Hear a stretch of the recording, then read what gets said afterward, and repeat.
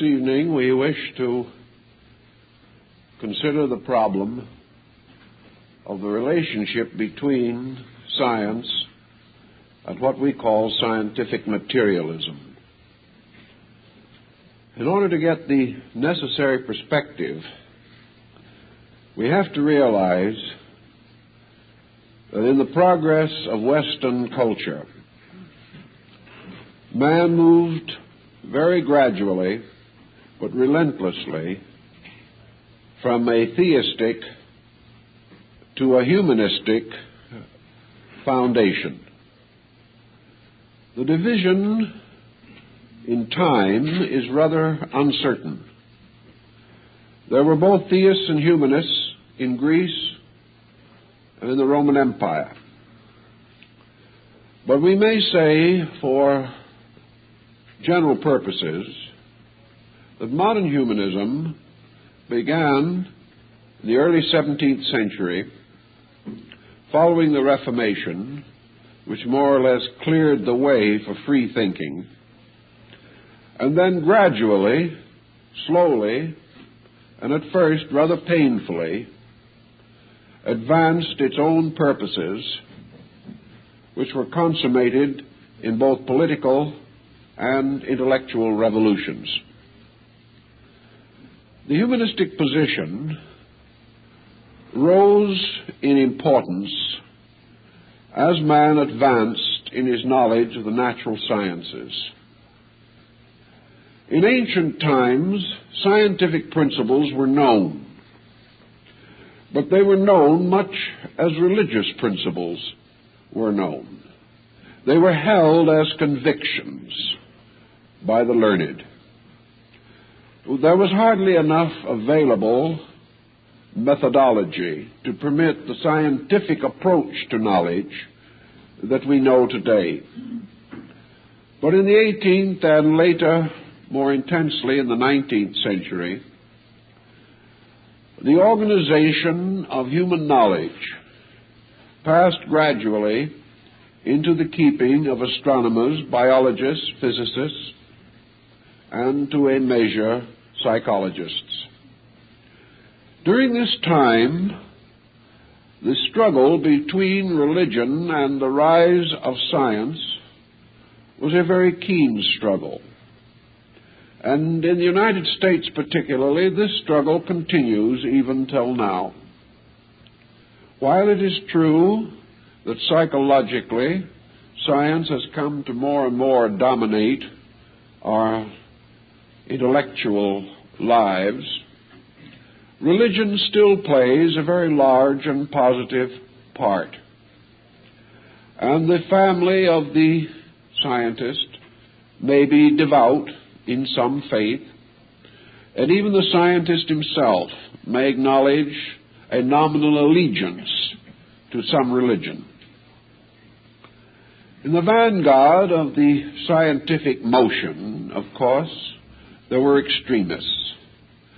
And in humanism, these extremists took a totally materialistic point of view, and we have gradually come to know them either as rather rabid agnostics or actual atheists. In the 20th century, atheism came into fashion in the Western world. It remained fashionable, however, only in certain groups, and its influence was limited to a level of intelligence that was deeply immersed in the advancement of scientific knowledge. We cannot say that, generally speaking, religion has been heavily penalized in the United States, for example, in the rise of science.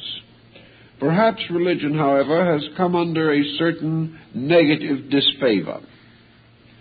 And in higher education especially, we find today skepticism as a basic symbol of intellectual maturity. The individual who believes is held to be unscientific. Gradually also there arose this peculiar demarcation by which all knowledge was divided into fact and fantasy. Science became the custodian of fact and all other forms of learning, religion, art, culture, aesthetics, idealism, all of these were grouped together under the general heading of fantasy. Perhaps we can go even further and say that there is this division between science and superstition. What we have not realized is that no such dichotomy exists in nature. Nature does not say, this is fact and this is fancy. Nor does it divide the different areas of knowledge by any arbitrary intellectual boundary. We might have been a little better off in this rising tide of factualism had we had more facts. But unfortunately, even in science, there is not enough broad area of fact to be able to clearly say that many borderline mysteries are either so or not so. We cannot say, actually, that science possesses all the facts. And while a fact-finding body does not possess the necessary facts, its findings must be advanced with modesty. Science has overlooked this modesty, and at least some of its representatives have gone out to a very difficult and dangerous position.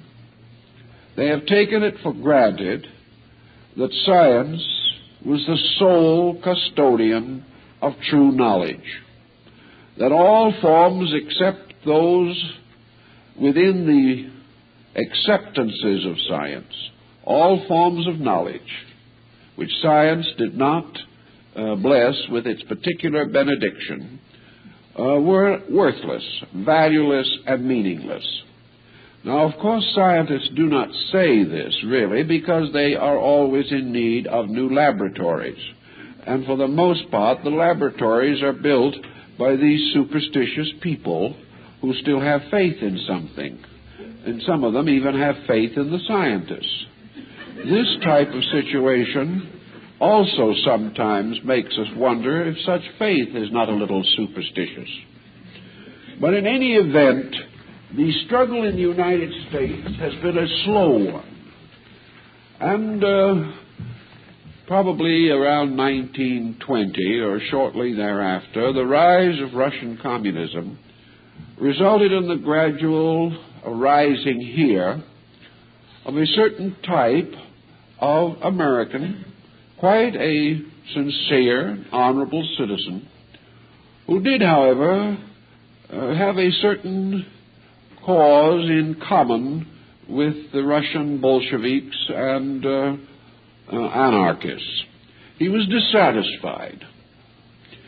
He was one of those who had read enough, perhaps, of Karl Marx to come to the conclusion that most human misfortunes were due to too much theology. He gradually came to associate religion with stagnation, with the constant persecution of progress. And he also liked, perhaps, to agree with Karl Marx that most of the common social sins of mankind are due to religion blocking the natural inquiry of the human mind. Being, in this sense of the word, a bit of a rebel in his own right, he gradually gathered others of his kind to become what might be termed campus atheists. They were young people. They were sincere. They were knight errants with not much of a cause, but they were doing the best they could. They felt, as many young people do, that they must fight for something. And today, in our way of thinking, when you fight for something, you must also fight against something. So by degrees, this group, growing older, got into some rather strategic positions, and little by little, the scientific world began to feel the pressure of these not mature, thoughtful atheists, but mostly just disillusioned people who, not having found God particularly interested in them, decided that they no longer had any interest in God. It was all rather amateurish, but it did produce a rather deep scar in our way of life. And this scar we still have to struggle with, because it has gradually indoctrinated a large part of our educational theory, and particularly in higher education, we are at least indirectly inspired to believe that we should not believe in anything except science and education. It has been, as we say, a slow fight, and I reiterate this for a particular purpose. I want to keep reminding you that this struggle was up and through a nominally religious world. In this country, the little white churches have always been dotted throughout our communities. And contrary to many other countries, the young as well as the old were deeply devout in their religious allegiances. Today, we probably have a very strong religious body in the United States. It is estimated at the approximately 90 million of our people. So actually, science never had its perfect works with us. It never was able to get completely rid of this superstition and build its own kind of a world. It was never able to completely escape the need for diplomacy, for caution, and for moderation of attitude. And perhaps this in some ways helped the scientist to keep a little more middle ground. Also here, we do not suffer very much from religious persecution, and the old superstitions against which the humanists first hurled their thunder are not of enough importance in our way of life now to form very much of an enemy. So science did not have very much of a case. It had no particular need to attack anyone terribly, because no one was doing anything that was particularly awful. Thus the situation sort of dwindled.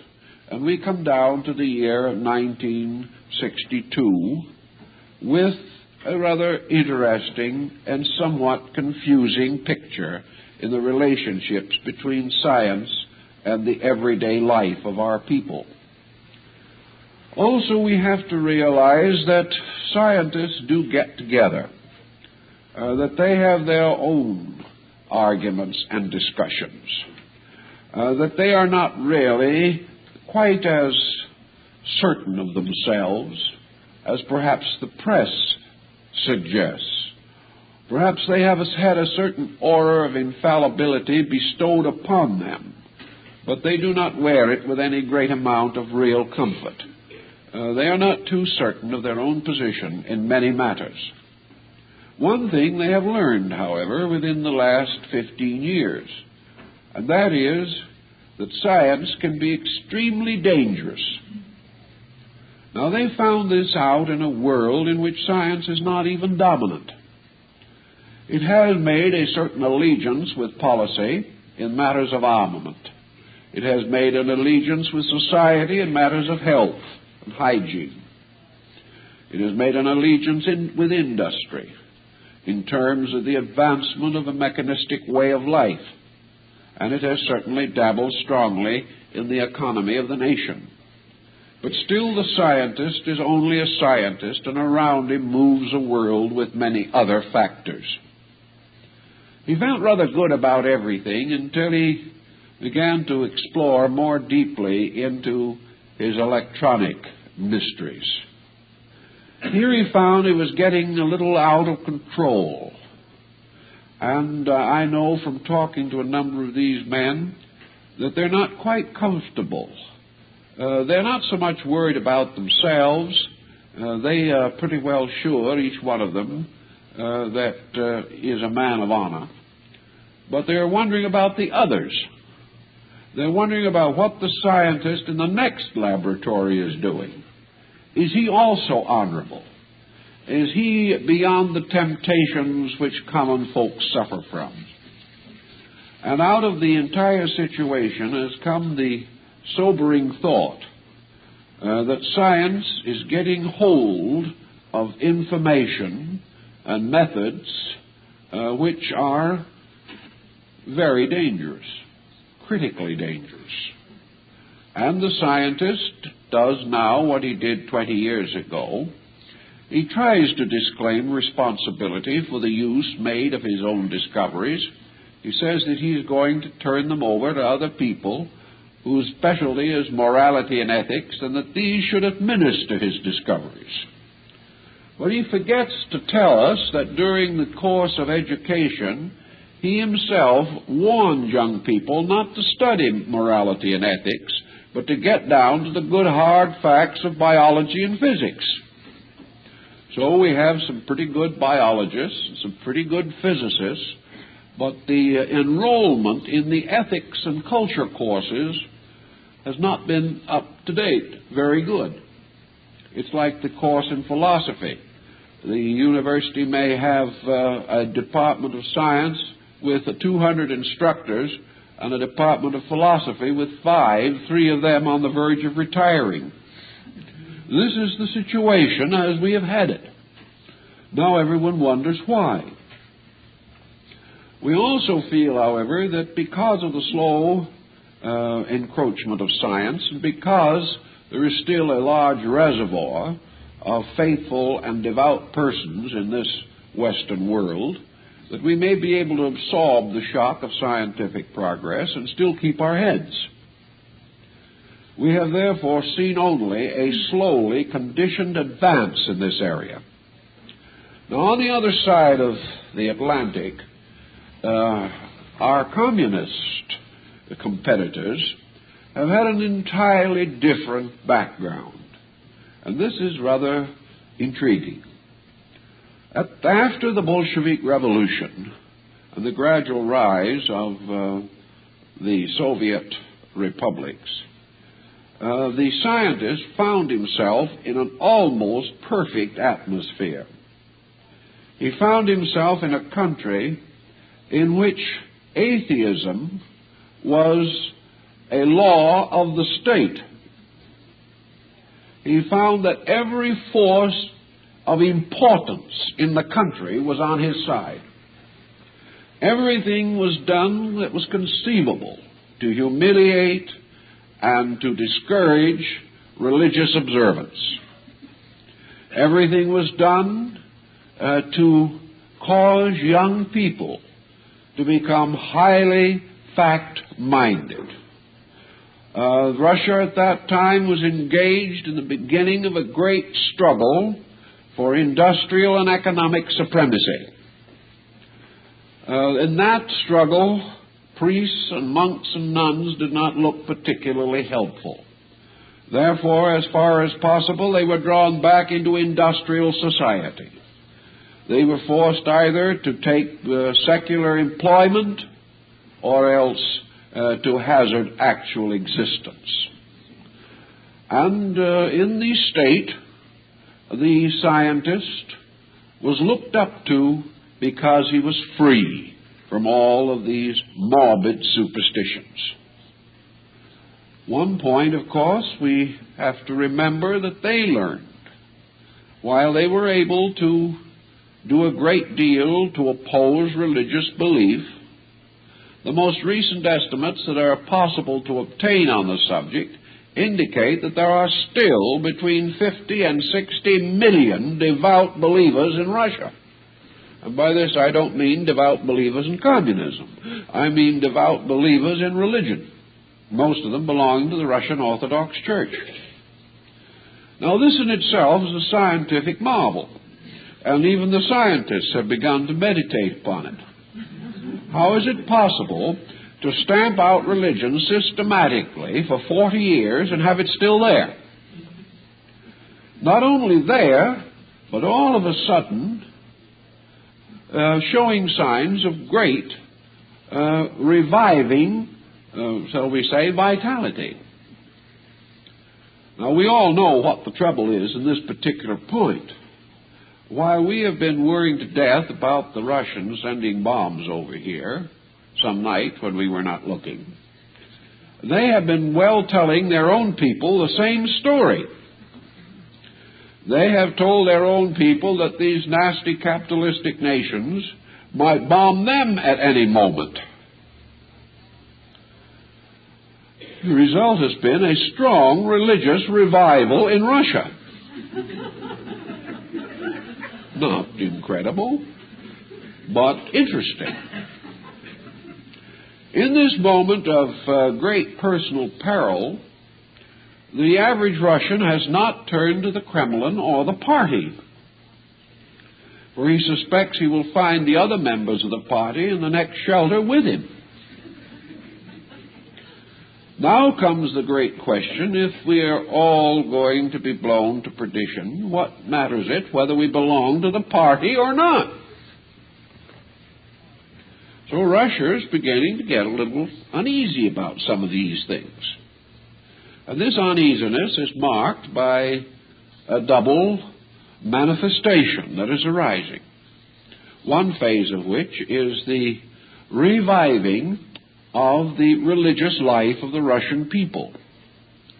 And in this, religion is playing it rather smart, because the new Metropolitan of Russia is now working out a program to make the church compatible with progress, with scientific progress.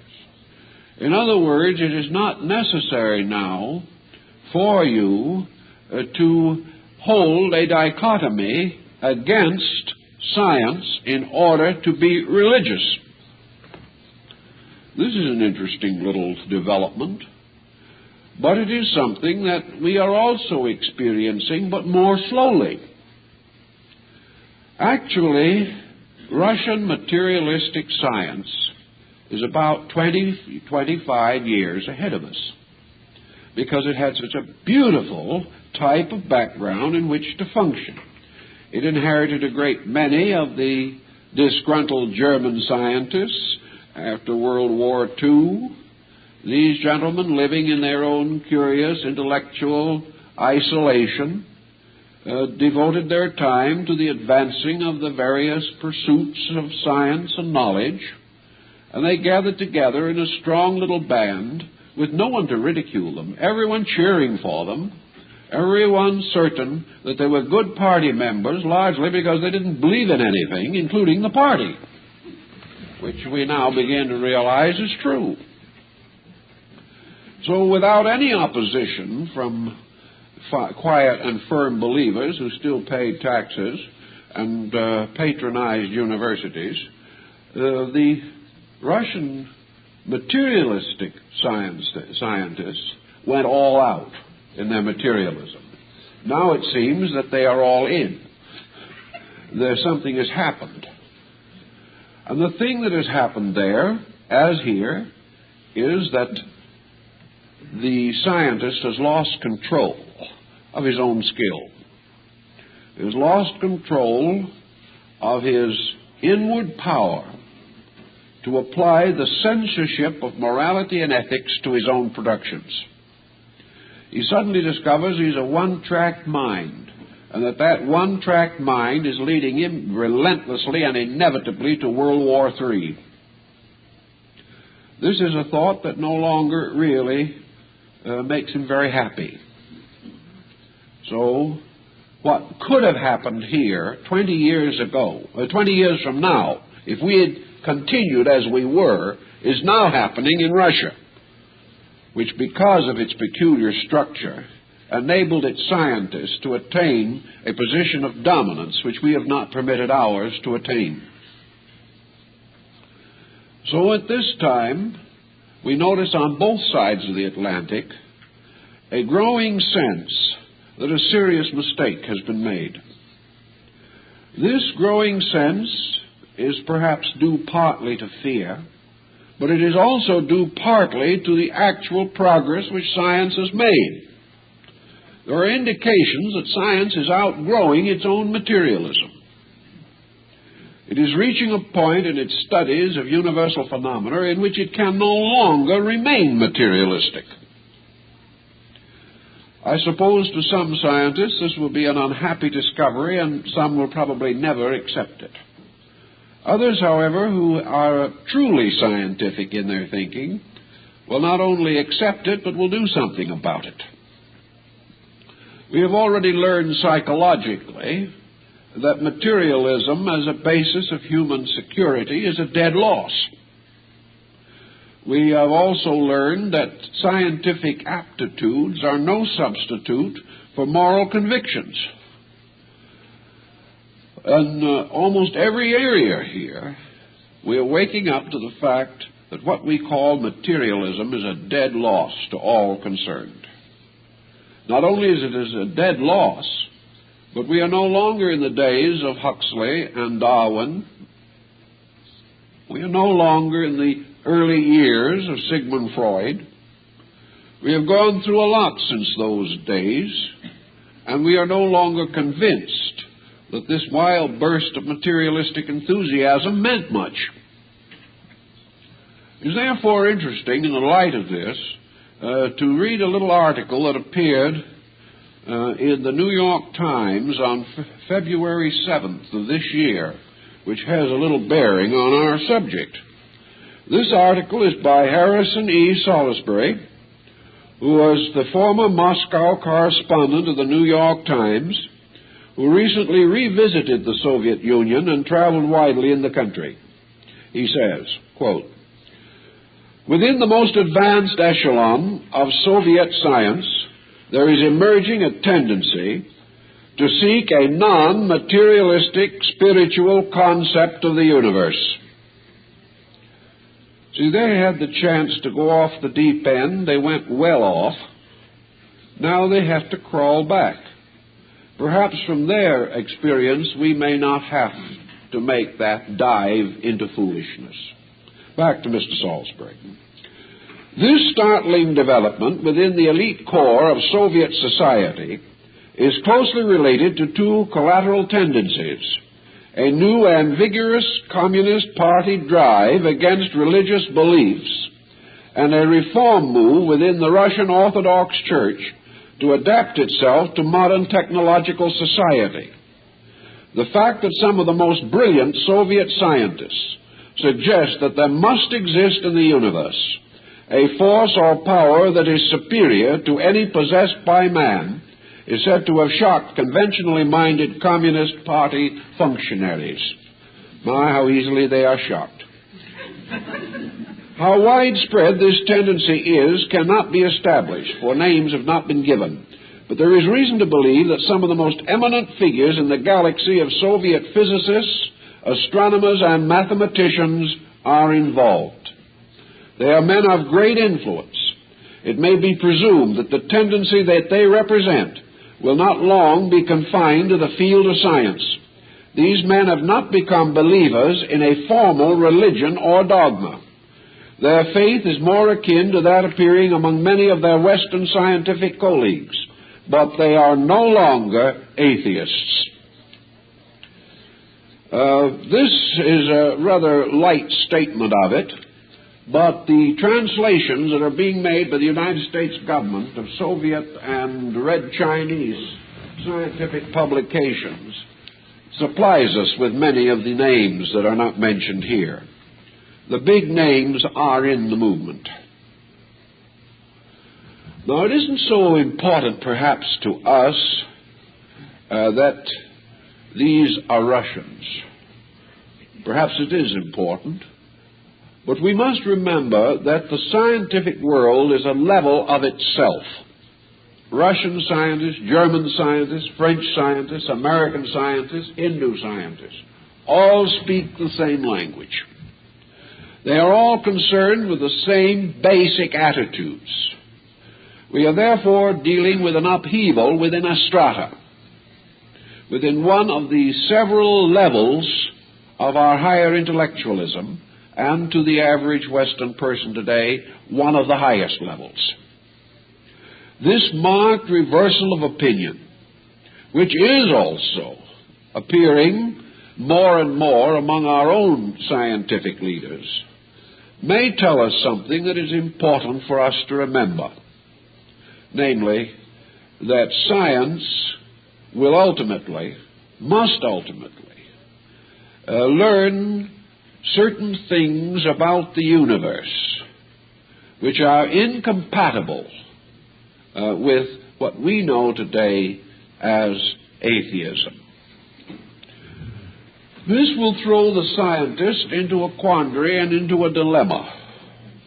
We cannot expect, and have no reason to expect, that scientists will go back to any formal theology now generally held in the world. Some will go back symbolically, because wherever there is a sudden revulsion against an extreme attitude, this revulsion may cause the individual to return to the opposite extreme. But broadly speaking, the trend is not from science to theology, but from science to a new concept of divine providence, or a new understanding of universal realities. James Jeans made that swing some time ago. It wasn't particularly well received in the West. It was considered that he was merely getting to be an elderly gentleman. When Dr. Millikan did the same thing, he was regarded with some pity and considerable disfavor from among his own group. These were simply men ahead of their time. But the sober fact remains that when the top group of the scientific world begins to think this way, the inevitable result is going to be a complete reshuffling of our attitude towards life, and our attitude toward the universe, and our attitude ultimately toward our fellow men. Looking over some of the information that is now gradually developing, we find one clear statement appearing in Western scientific thinking, that we must get rid forever of this dichotomy of God and nature, of heaven and earth, of God and man. These dichotomies are not any longer valid, and science is already moving toward the position in which a complete unity of life fact is becoming obvious. In other words, what we would term the universe is merely God in motion. It is not a different thing. Man is actually the universe in motion also. There is only one tremendous, all-controlling agency. All things exist in this agency and are of it. And what we have called various divisions, setting up arbitrary terms to divide the universe into an infinite fragmentation, this is now regarded scientifically as improper.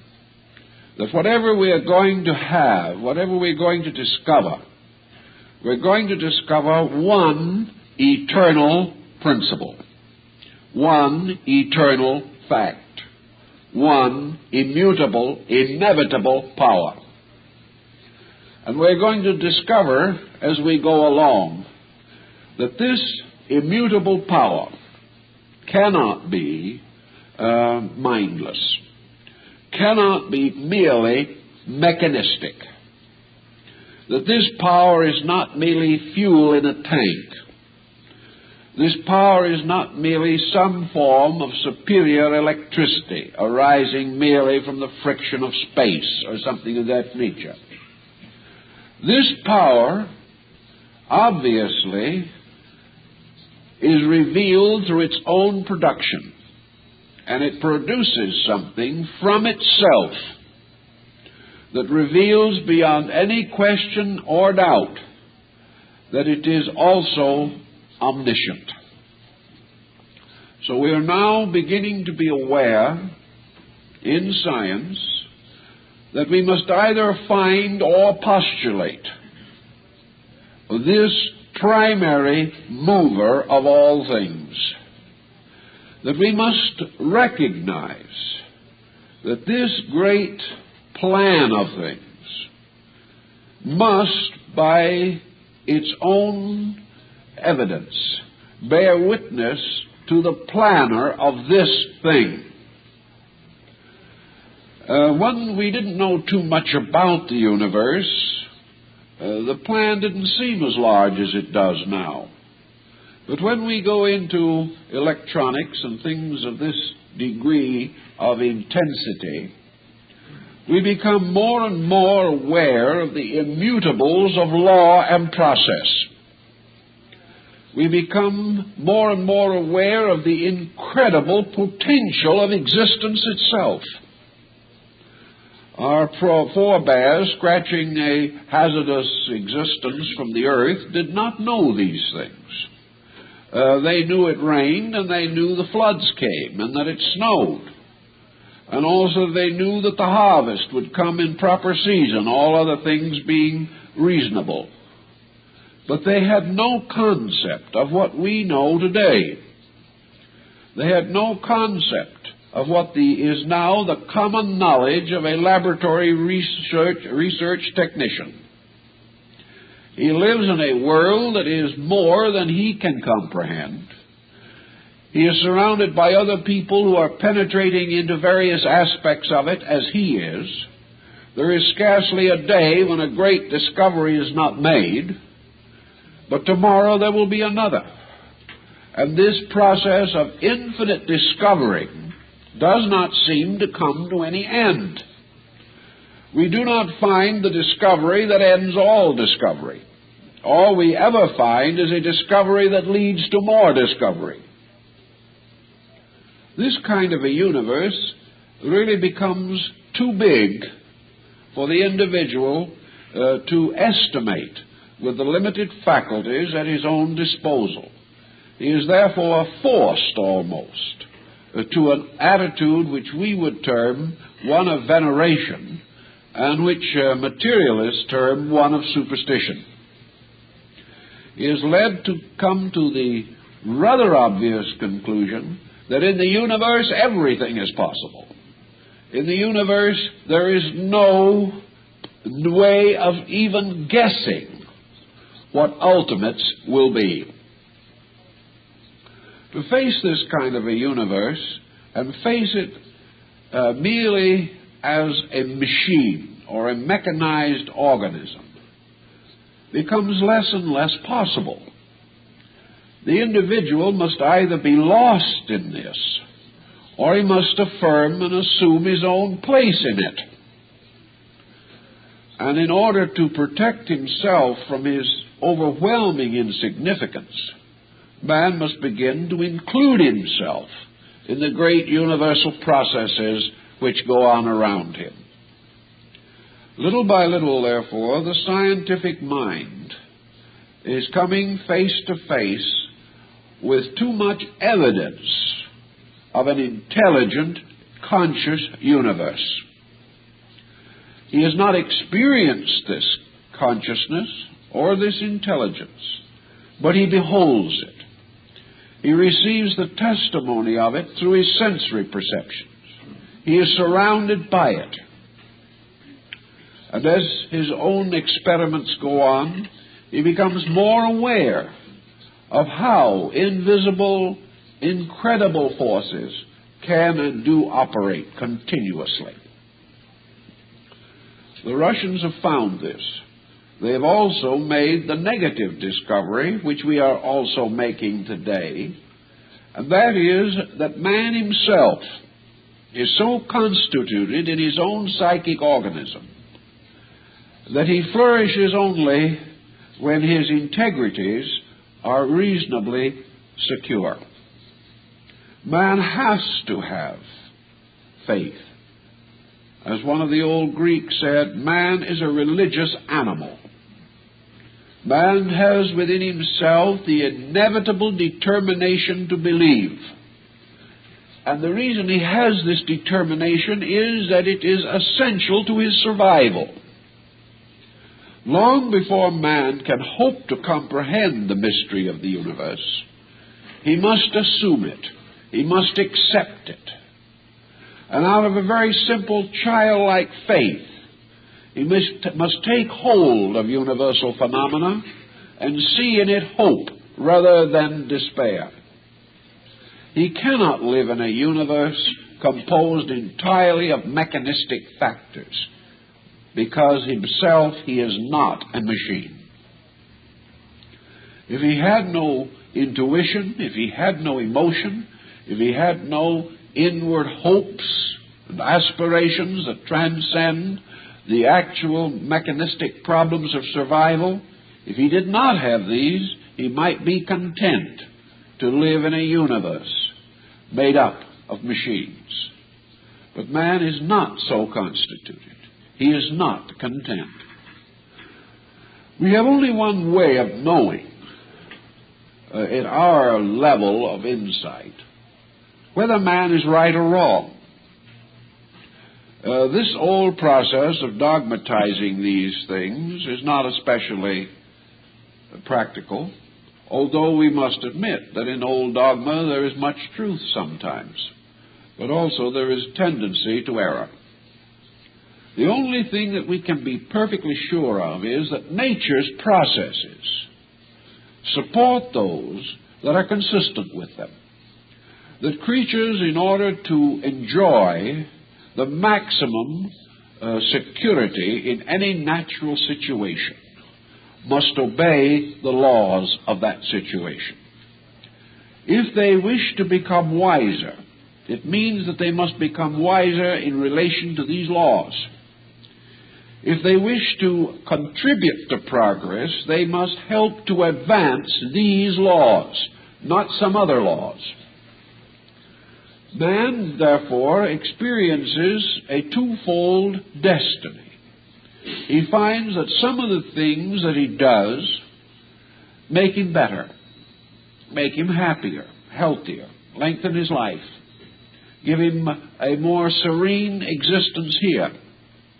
Other things which he does obviously are not according to nature's will, and he is promptly punished.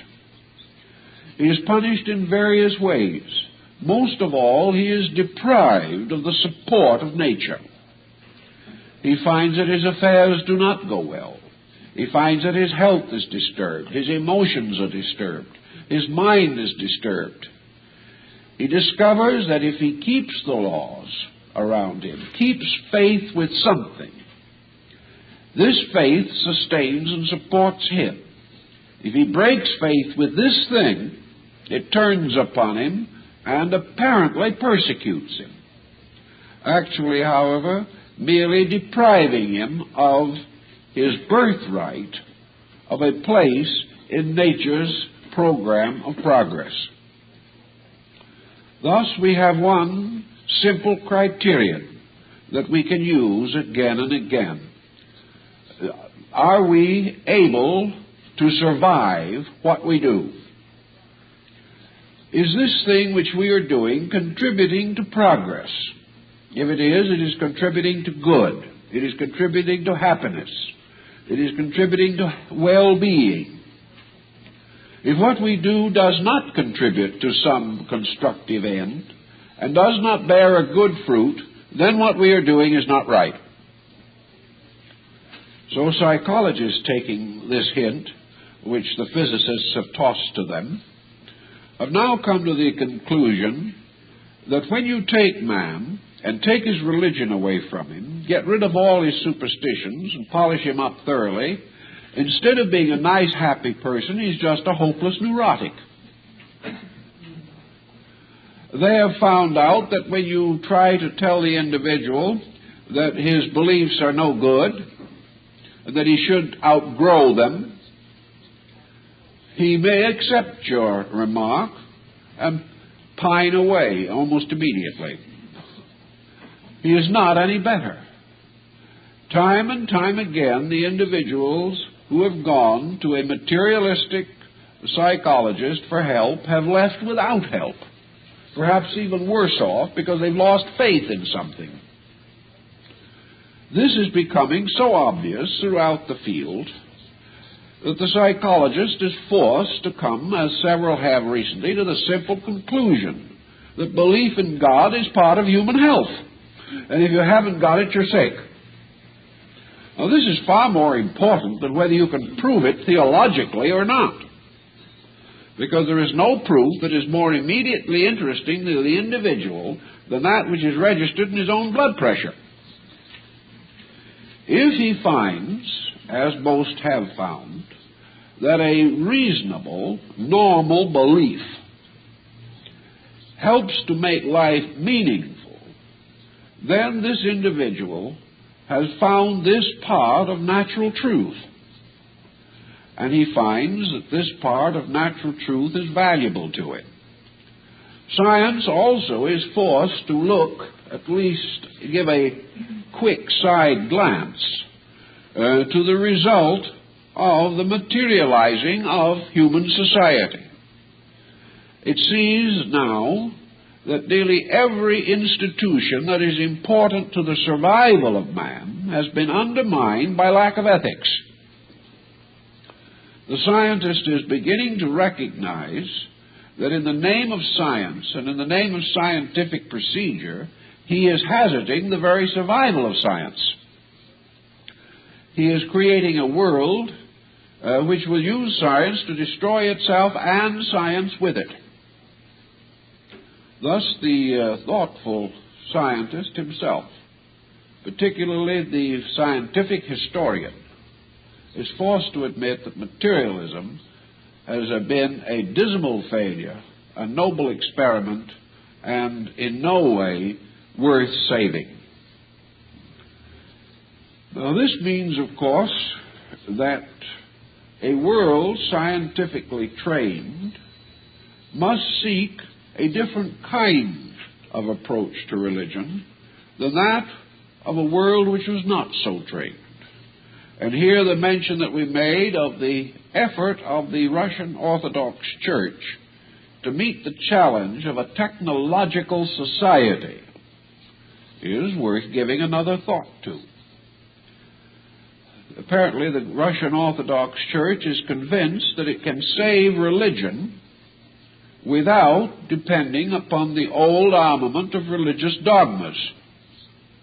And I think they're probably quite right, because it was the old armament that was destroying religion, just as it is the new materialism that was destroying science. Out of this must then arise the concept of a religion that is suitable to the man of today and the man of tomorrow. A religion in which there is no conflict between theology and science. This type of unification should be possible because it has actually been accomplished in the private lives of many people. It is not as difficult or terrible a reconciliation as we might at first suppose. It simply means that the individual begins to interpret his universe in terms of meaning, as well as merely in terms of matter. The moment you add meaning to matter, you have conviction of some kind, and conviction we must have. One of the big problems that faces science today in the matter of conviction is also its long, dramatic struggle against the delusion of immortality. Scientists have become actually enraged at the stupidity of people who insist that they want to live after they're dead. What could be more utterly ridiculous and what could be more utterly unscientific? Well, I can think of things that perhaps would fall into that classification, but we don't need to pause with them. The fact now comes out that everybody is worried about this. For example, nearly everybody in the world, politically at least, has got an ideology of some kind that they are trying to foist upon mankind. The communists want a communist world. The proletarians of other nations want their private brand of proletarianism. Western nations want their particular type. And every country has some kind of a remedy for the ills of man which it wishes to popularize. We are convinced the democratic way of life is good. Whether we call it a republic or a democracy, this is what we've got. And we are beginning to view very favorably the idea of an eternal welfare state. But one problem seems to put a fly in the ointment. What does it all mean if no one is going anywhere, no one is ever going to know it or not, and no one is ever ultimately going to care what we had, or how we got it, or whether we kept it or lost it? The whole thing is rounded by such a futility that it's getting more and more difficult to live with ourselves. Now the prospect or possibility of being blown up in our scientific prime also makes a certain cause of apprehension. The scientist himself, where is he going? If he is the victim of a direct hit, where is he? What difference does it make whether he graduated Phi Beta Kappa or flunked the course? He can say, well, if I graduated cum laude, at least my friends were all glad about it. And as a result of that, I was able to attain a higher social dignity. Everyone called me Herr Professor or Doctor. But realize that after he's blown up, he's not even going to remember what they called him. Now the communist peoples are building a new world order. They are going to make the world safe for the proletarian. They're going to have 5-year plans and 10-year plans, and nobody knows how many year plans, in order that a great idea, the idea of Marx and Engels, shall ultimately wave its banner triumphantly over the earth. Do these people realize that if this happens, they're not even going to know about it? We're going to have this great socialized country, which is the fulfillment of our desires. It may not be anything our descendants want, but we think they do. But we're not going to know it. So we pass it on to them. We're not building for our own frail mortality. We are building for the future. Now we suddenly wonder about the frail mortality of the future. All our children, their children, and their children to eternity are also all going to stop remembering that they ever existed. So that actually our memory is just a little span of years. Then there isn't anything. And no one will know, no one will care, and we will not know nor care. There will be no evidence in space whether we came before or after the dinosaur. But we will be as dead as the dinosaur. So, with this general thinking, we have a tremendous futility. I know one scientist got rather excited about it when he suddenly realized that according to the best calculations, the planet is not going to last more than another 10 or 20 billion years. At the end of that time, all progress will go up in smoke, steam, or whatever is used to terminate planets. There isn't any more. And in face of this famous line, there isn't any more. What are we all getting excited about? What is the end of this thing? And science can no longer tell us that the great victory is a full stomach. Men can die on a full stomach also. And when they're dead, they will not know whether their stomach was full or not. When we rest, as Omar said, with the world's last 7,000 years, who cares? What are we doing?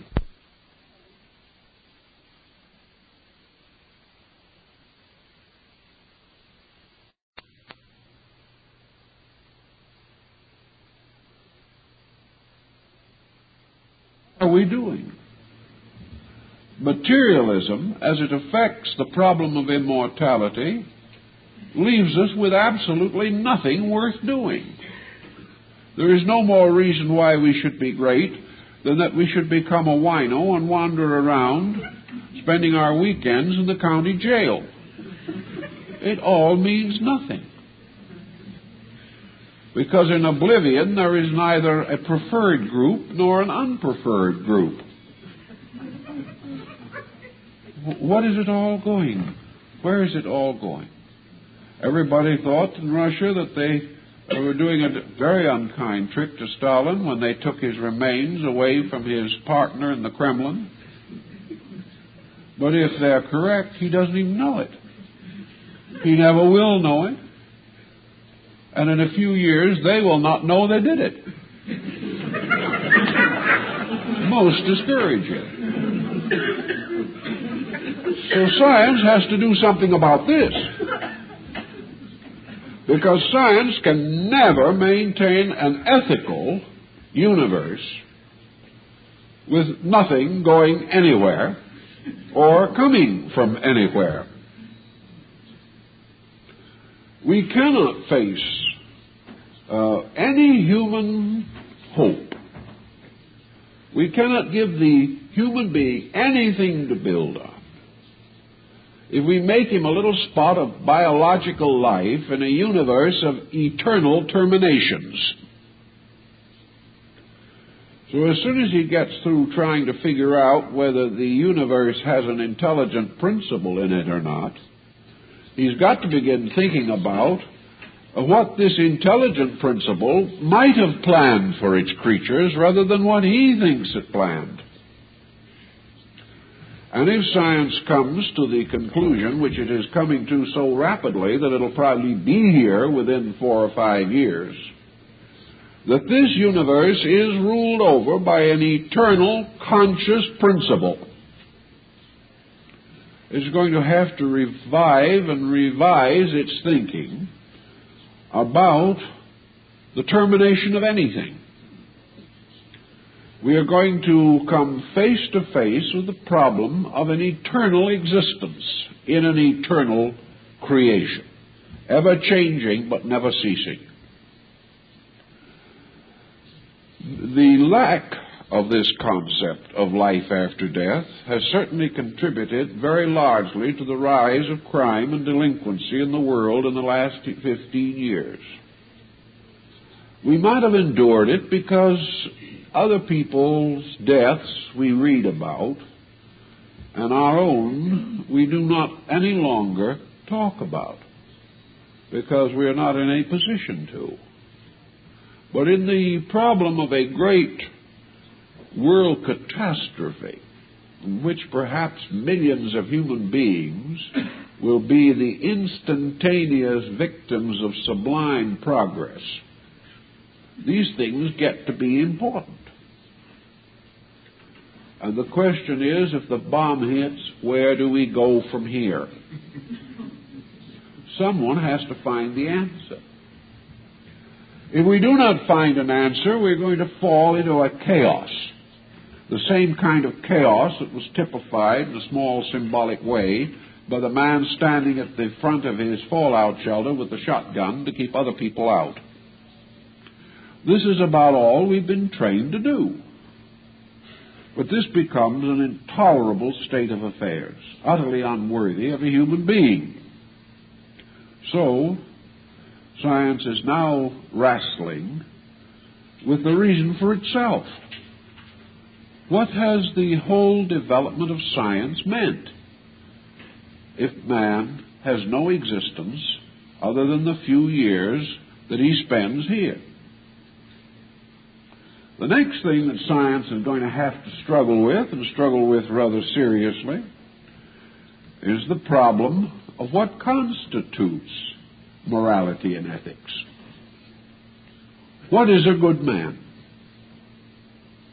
In all our excitement, we haven't gotten around to this yet. We know what makes smart men, but we do not know what makes good men. We have faith in good men, but we're afraid of smart men. And we have too many people to be afraid of these days.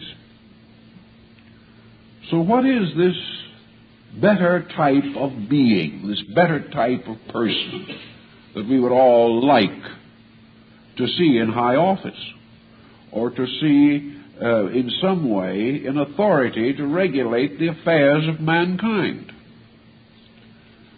We know that down through time we seem to have produced some persons whom we consider better types of people. We also know by looking into the lives of these better types of people that they had strong internal characters, that they were people of faith, of vision, of insight, of courage, of unselfishness, and most perhaps important to us, of honor.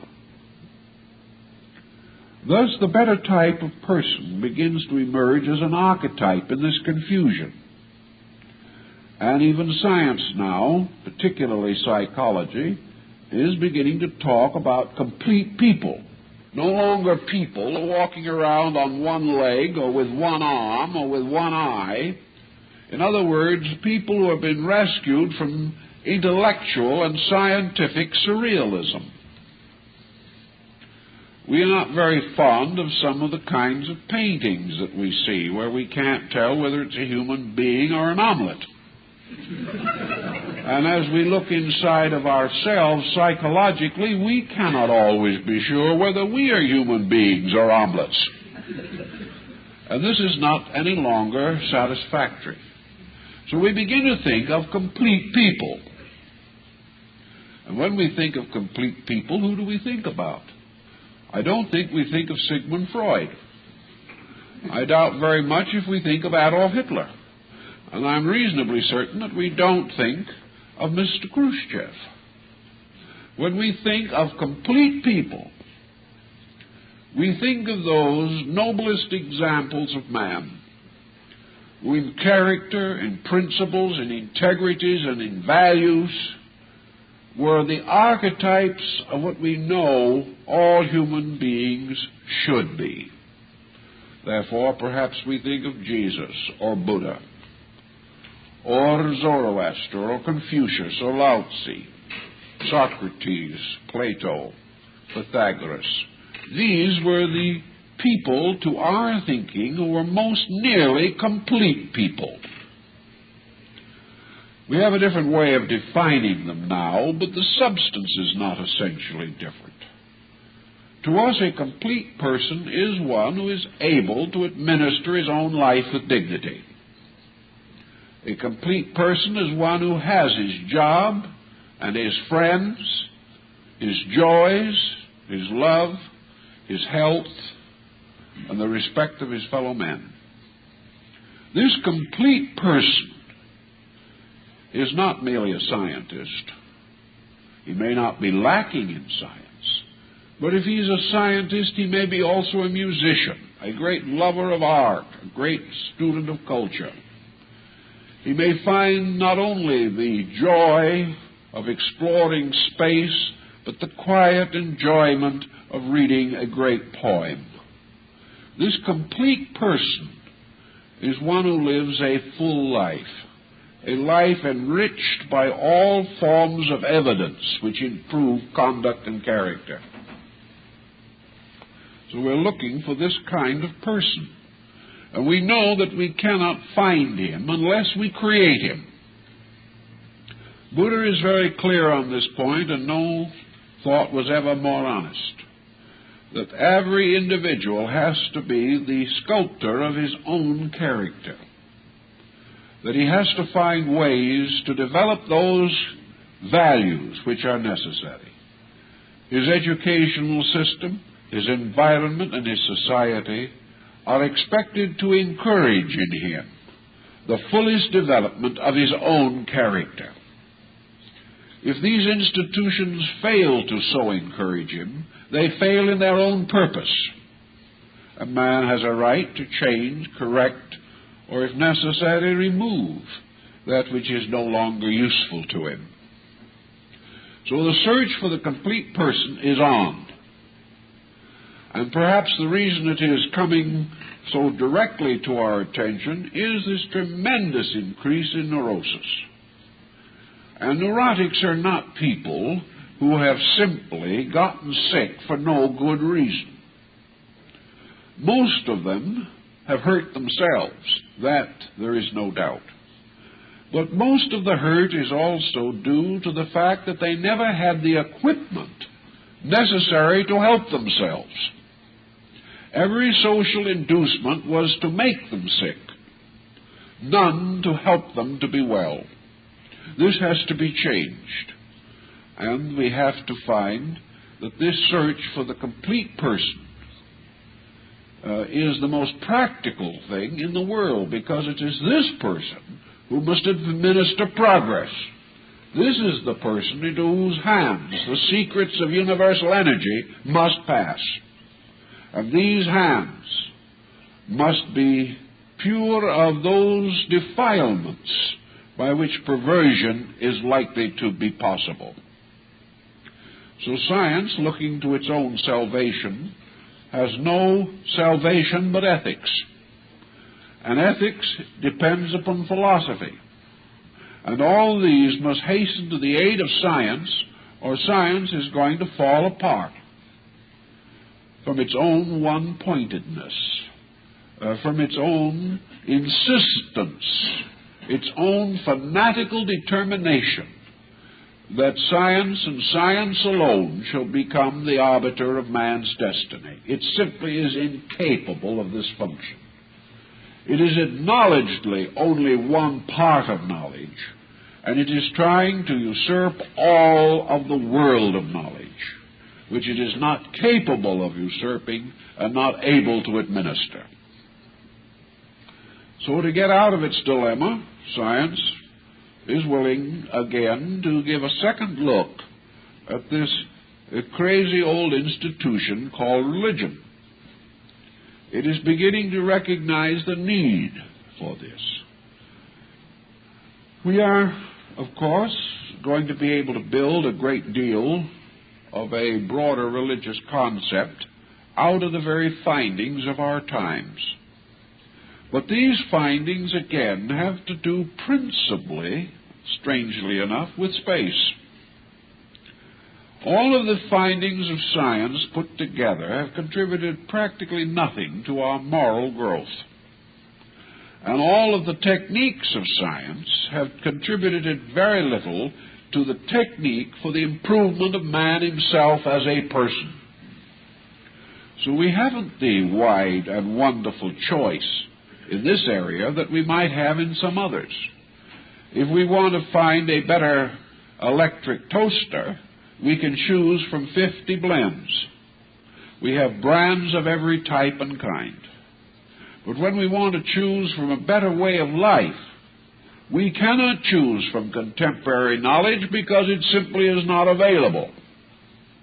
Almost everything worth knowing on that subject belongs to periods long remote. At some remote time, man seemed to be really concerned with living.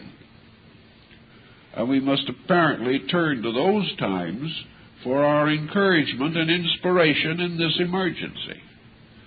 There has been very little added to man's spiritual knowledge of his own needs or of spiritual solutions to those needs in the last 15 centuries. There have been minor contributions, but the great work was done long before that even. And on those foundations we must find something that is suitable to our needs. It is obvious that probably the only answers that we have lie in religious doctrines which were not overly theistic in their own time, but were strictly humanitarian and strictly utilitarian. We are not going to be able to go back to the old gods, but we must go back to the systems which gave us the strongest defenses against the dangers of the unknown and the misused. And of course, I have always felt rather strongly that one of our best sources of information on this subject was Buddha. In the first place, he has been called an atheist. He has been called an atheist because he held very largely the exact point that is now coming out, namely, that the universe is under the rulership, under the leadership of one vast eternal consciousness. What he'd said in his time almost parallels the elite corps of Russian scientists. He did not wish to become involved in theology, and he never was. He gave to his followers a simple formula, namely that the universe is a vast instrument for the maturing and developing of the inner life of man. That this inner life, as we call it, is the real life. That it is the development of this inner life that preserves the outer world in which we live. And to the degree that the inner life fails, human society also fails. For this reason, everything depends upon the individual developing an internal sense of value,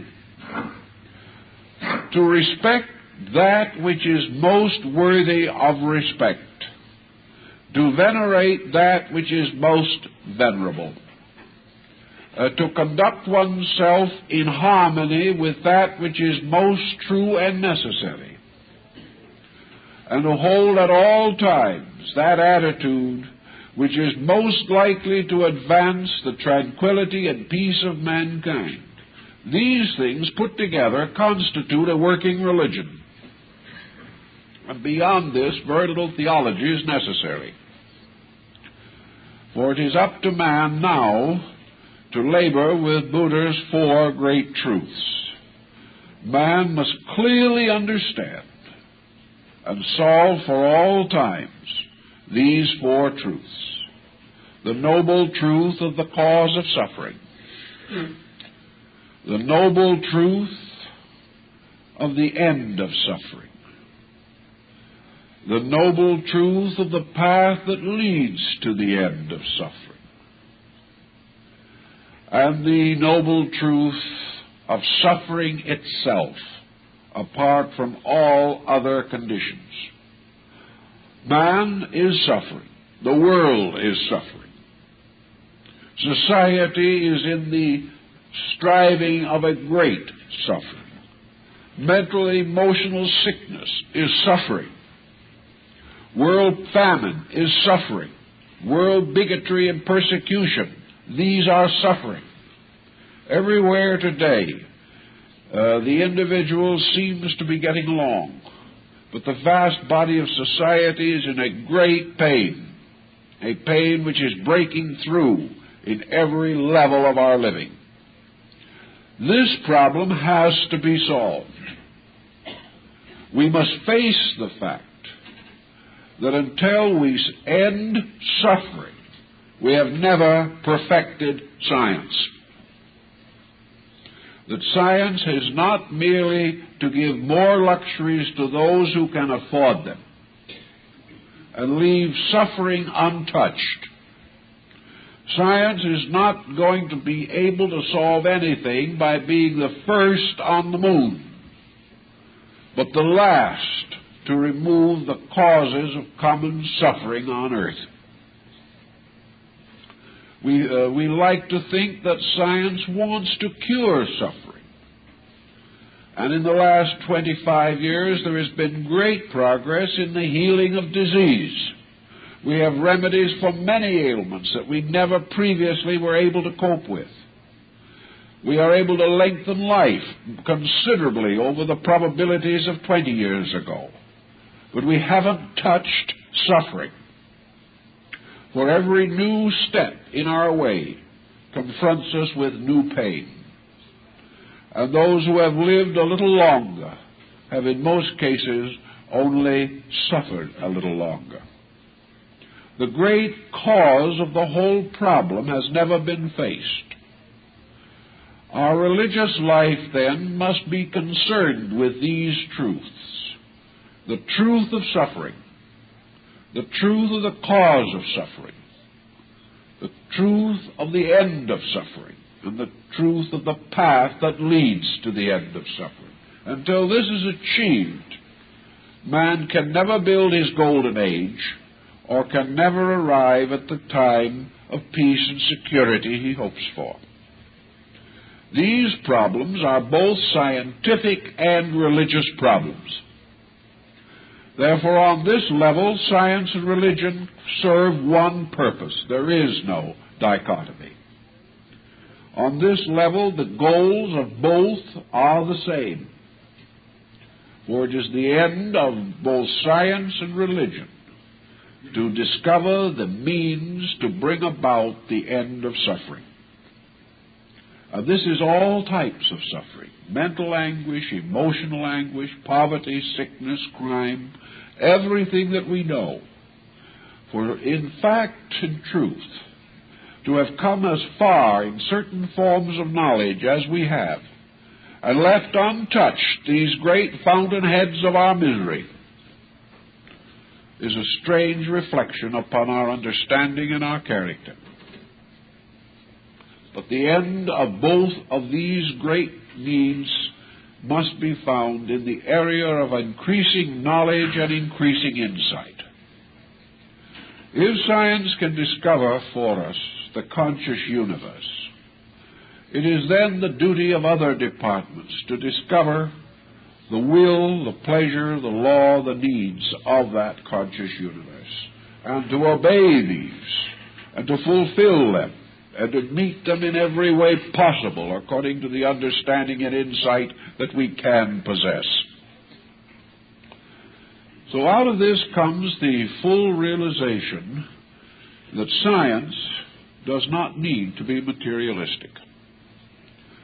That there is nothing in the entire world of knowledge that forces a scientist to say, I must deny God in order to defend science. There is no reason why any man should have to say, I deny science because I believe in God. There is no possible cause for such a division. For actually, science and religion are working with the same problem and the same substances. The only difference is that one is approaching them almost completely from the level of scientific intellectualism, and the other is much more warmly moved by emotional and mystical incentives. It is probable that many scientists serve for the love of man.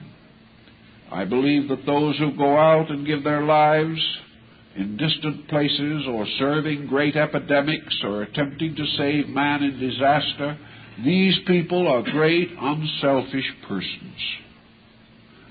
I believe that many scientists have as high and noble a resolution in themselves as those, perhaps, who have more theological affiliations.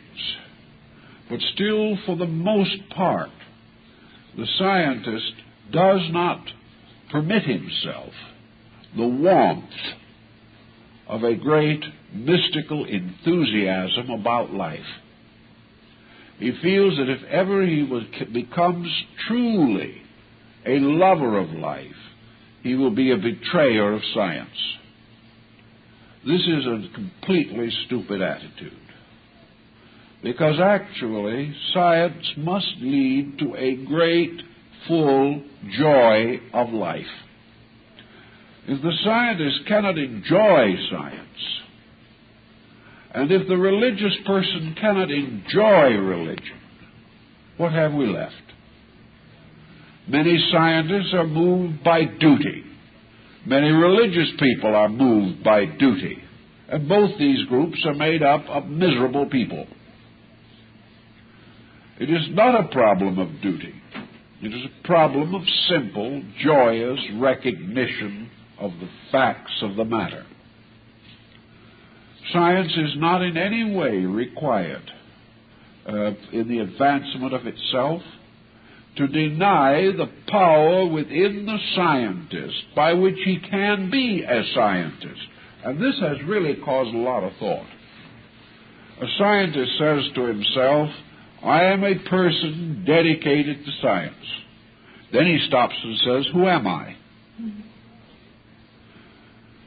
He knows, for example, that somewhere within the mysterious recesses of the brain of Einstein, there was something that could come to amazing conclusions, and that these conclusions could later be demonstrated to be true. So that actually the great discoveries of science are not made by science. They are made by men, by human beings. They are made by people like the Pasteurs and others who have given us things we desperately needed. So actually, the reason why we have science is simply because we are alive. We have science because there is something inside of us that no one has ever been able to understand completely, by means of which we are capable of developing scientific interests and remembering a scientific education. Without this life in ourselves, there could be no science. So the scientist is confronted with the fact that he is alive. Not only that he is alive, but that he is capable of continuously learning, that more and more can come out of him at every moment. Then he looks around and perhaps a little grudgingly admits that non-scientists are also alive. This is called broad-mindedness. But he also notices among some of these non-scientists some very interesting people also. Great composers, great artists, great technicians in other areas. He finds those who are able to fashion great art, and others who are able to build great industrial empires. And he realizes that all skill and all knowledge is not scientific, but that it is related to many fields of interest. But all this knowledge, all that we know, is coming from somewhere. So that we are really suspended between two unknown universes. The one on the outside that goes on and on and on to infinity, in which we are now beginning to suspect that there is an indwelling consciousness. Then we go into the universe inside of man, behind, and on and on and on backward, not only through him, but through all of his kind and all other living things, and we discover an infinite universe of things there. We find 4 billion human beings, no two alike, each with an inner life, which we cannot understand, and which is perhaps more profound than we will ever know, because at most all we can see is a fragment of what that inner life is able to release into expression. Just as in the universe, we can only see that fragment of universal procedure which we can comprehend. So we have an infinitude at both extremes, and it is one infinity. We have, therefore, not only the problem of the consciousness lurking in space, We have the problem of the consciousness lurking in the infinite potential of man's own existence. A consciousness that is bursting through man as radiantly as any sun bursting through the walls of space. So we have not only to assume that somewhere in the furthermost is consciousness, but we must begin to assume that somewhere in the innermost is consciousness. That these two so-called divided things are really only one thing. That the innermost and the outermost are the same thing. That most of what's in between belongs there also, in these vast categories. Science must consequently assume not only the existence of consciousness in space, but must admit it in man. If he does not, then he has no way to explain the fact that he is a scientist or capable of being anything. These thoughts are rather diverting. We don't ponder them much because you can't bottle them and sell them for $15. We don't see immediate profit from this. There's certain satisfaction in being the first on the moon, but there doesn't seem to be much glory in being the first person in the neighborhood with common sense. This isn't glamorous. So we continue to go into these other things and neglect this primary thing, which is the instrument of our own integration. Out of it all, science must finally wake up, as has become a trend, not only in Europe but here, to the restoration of a religion that is exactly what man needs. This type of a religion cannot be under the domination of science. We cannot put man's name in a machine and have his proper theology come out the other end. We do, however, need to realize that his theological needs, his religious requirements, have as a framework or as a pattern a very important ingredient. Whenever we find out what his needs really are, we will probably find the truth. This is what the ancients decided. Namely, that if you ever understand man, the rest of the mystery is solved.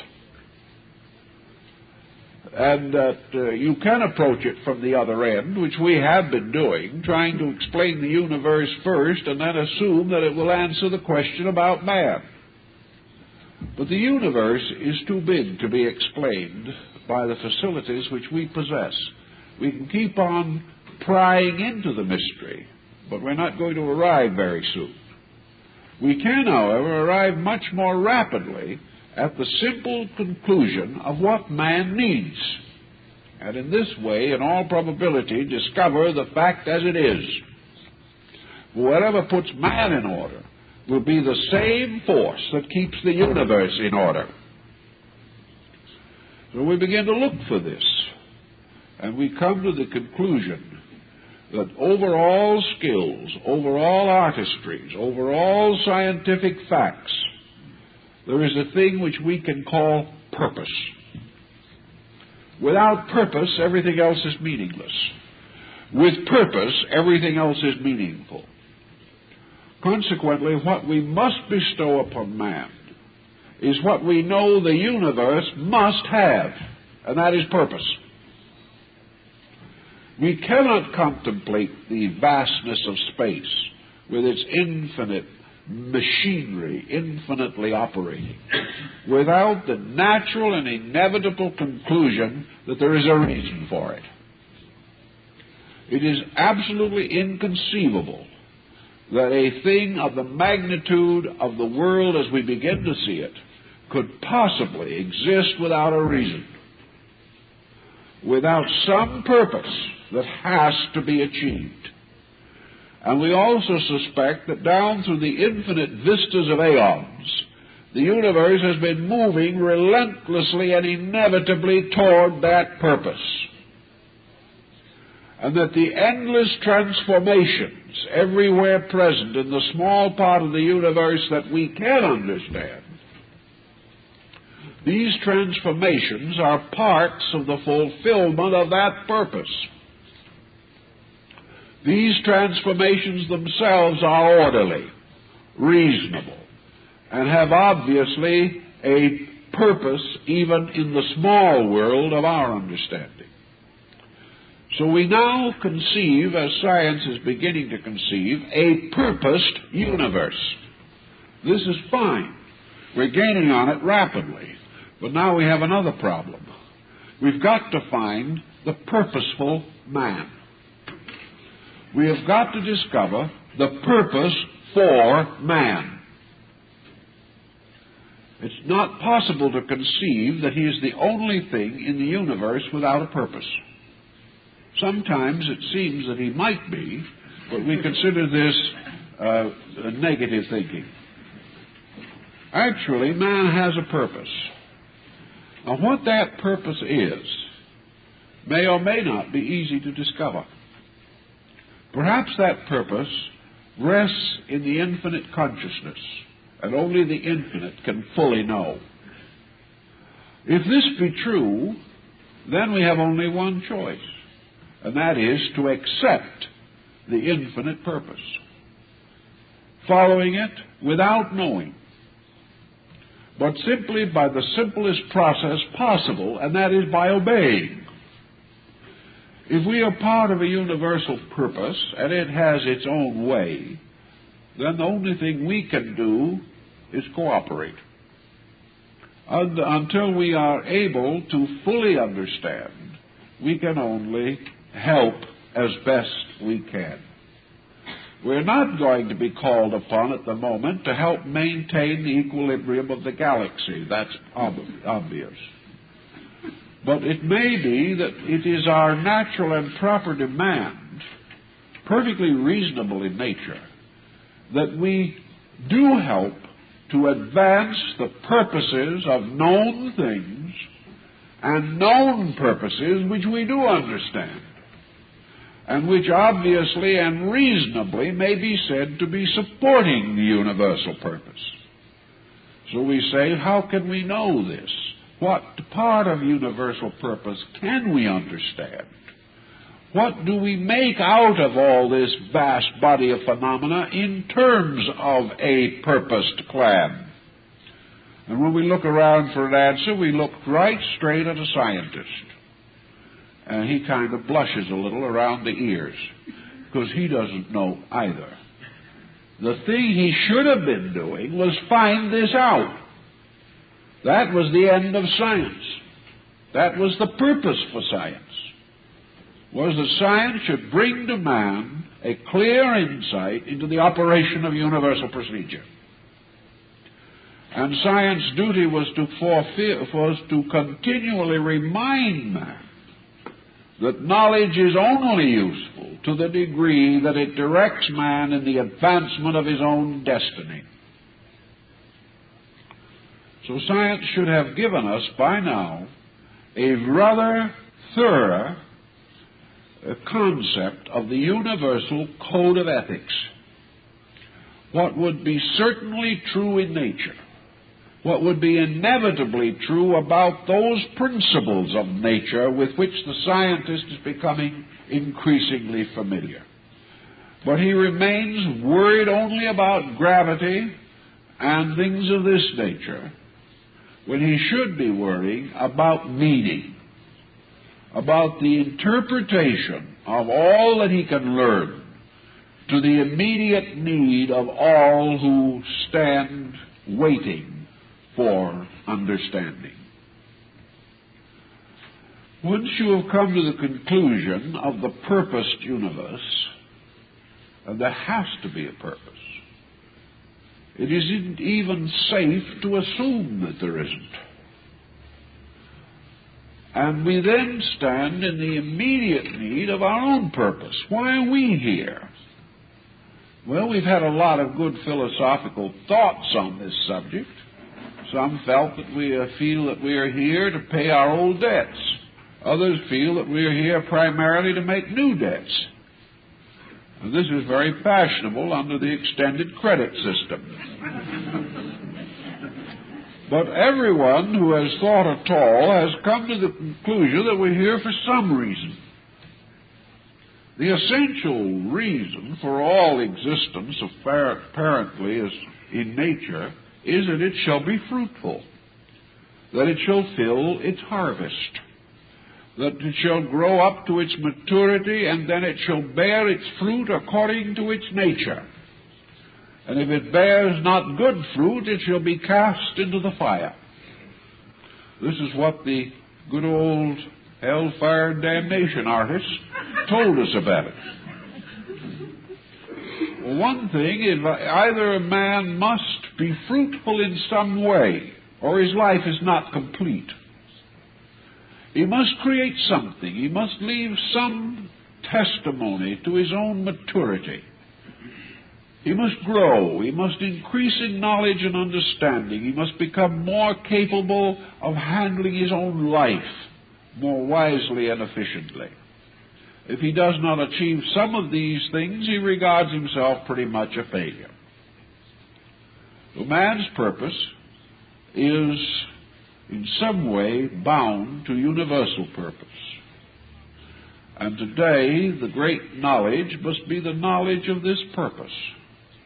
When we understand man's purpose, when we understand the laws by which man can achieve his purpose, and in which he can become aware of the vast and noble destiny which is his proper place in a program of eternal progress, he will have the elements of a new religion. He will have the religion of obedience. He will have the religion of admitting the universal plan and the universal planner. He will also realize what constitutes true religion. That is, keeping the laws, which he calls the laws of God, but which we can call just as well the laws of consciousness. So religion becomes obeying the universal consciousness under which and in which we exist. If we learn to obey this consciousness, it will serve and sustain us in our normal emergencies. We have already observed and proven beyond reasonable doubt that misery results from disobedience. We have held that disobedience is due to ignorance. We are now reaching a point where we can no longer fall back upon that fib because it isn't true. It is not any longer a matter of our ignorance. It is a matter of our indifference or our misunderstanding of common things. Under such conditions, I think we can rather safely even restore the dignity of prayer. We can restore the rights of meditation and quietude. We can begin to appreciate perhaps the relationship of the religion of tomorrow, science, and Zen. Where in Zen we have a very good example, perhaps not the one that we will follow, but a very good example of a simple faith that no scientist can disprove, and very few scientists have ever attacked, and a faith which is comparatively free from all superstitions, and yet strangely is strong and devout in its influence upon the life of the individual, helping him to make a closer allegiance between his own consciousness and universal consciousness. The end of all religious hope and religious life is that man shall know God, that man shall thereby experience identity with that universal consciousness which science is beginning to discover. Now, there must be ways of doing this, and science could do a great deal in problems of methodology. It could help us to avoid and eliminate mistakes. It could help us to understand and render more reasonable and purposeful the codes of life by which we live. Science can prove to us much more easily than any other branch of learning why dishonesty does not pay. Science can prove to us why hatred kills. These things science can prove. And under the proof of these things, properly presented, man will begin to understand a little better the integrities of the universe. And as science sweeps away certain superstitions that probably have been outgrown, it only clears the way for a clearer and truer and more complete insight about the essentials of the divine plan. Let us hope then that in the next 5 or 10 years, this trend will gain greater momentum, that the scientist will proudly affirm his belief in a divine power at the source of life, that we will have our young people brought up in this positive content, that they live in a world ruled by principles, that they are ruled not by blind forces or machines or devices created in a laboratory, that we are not going to become a universe of Flash Gordons. We are going to become a universe of enlightened persons who begin to see the universe in its true splendor, who begin to recognize that truly creation itself is the living temple, and that before the wonders of this creation, both the scientist and the common man, so to say, the unschooled or untutored one, both must fall on their knees in the adoration of that which alone is real. There is no reason why this cannot happen. The only thing is, science will have to get over some of its prejudices and its bigotries. Religion will have to get over some of its fanaticisms and its restrictions. And we're going to have to face the future together, convinced that in this future we are not going to be led into a materialistic slough of despond. We are going to be led more and more directly towards the mystery of this radiant, conscious universe. If we had only been better prepared, if our ethics and morality had been cultured and schooled first, we would now be a long way on our way toward world peace. Instead of that, we are standing in a great emergency. But even in this emergency, we must still live in a universe ruled by universal consciousness. We must try to find our place in it. We must try to inspire others to do the same. And we must more and more demand of science, wherever possible, that it provide us with what we really need, which we need more than pills and capsules. And this thing that we most seriously and completely need is hope, faith in purpose, conviction that this universe is what sciences are beginning to realize it is, something so magnificent, so inwardly and outwardly wonderful, so certain, firm, true, and inevitable, that we no longer have to live in these fears, that we no longer have to doubt everything. We no longer have to tear ourselves to pieces with our little allegiances and disagreements here, but we could live and can live in the wonderful coordination and unification of universal purpose. This attitude will have to grow. Otherwise, we will have no end to sickness, no end to the problems of our generation. Thus, it seems definitely to me that we really have no serious problem here. The great problem is that two kinds of people are going to have to wake up. The scientist is going to have to admit what his consciousness inside has always told him, and what he has battled desperately to deny. And that is that there is a great truth, and that this great truth rules the universe.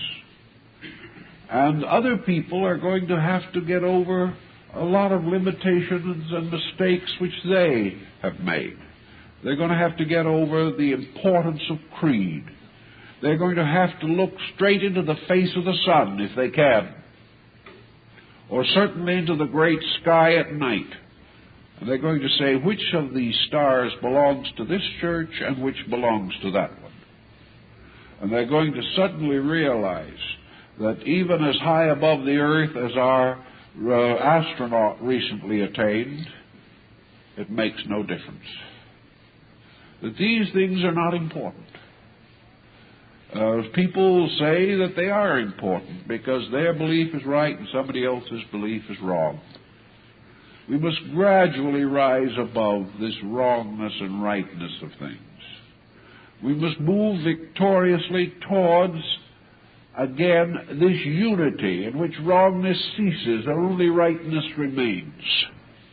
And all these different groups are going to finally be forced to take their stand firmly on this universal consciousness, that there is this divine power at the source of life, and that religion is to love and serve that power, and that this area of service includes the service of our fellow men, in whom also this spark of the universal is forever present. There will no longer be any need for debate, for discussion, or for creedal restriction. Rather, all attention, energy, time, effort, and thought should be directed toward the greater understanding of this principle.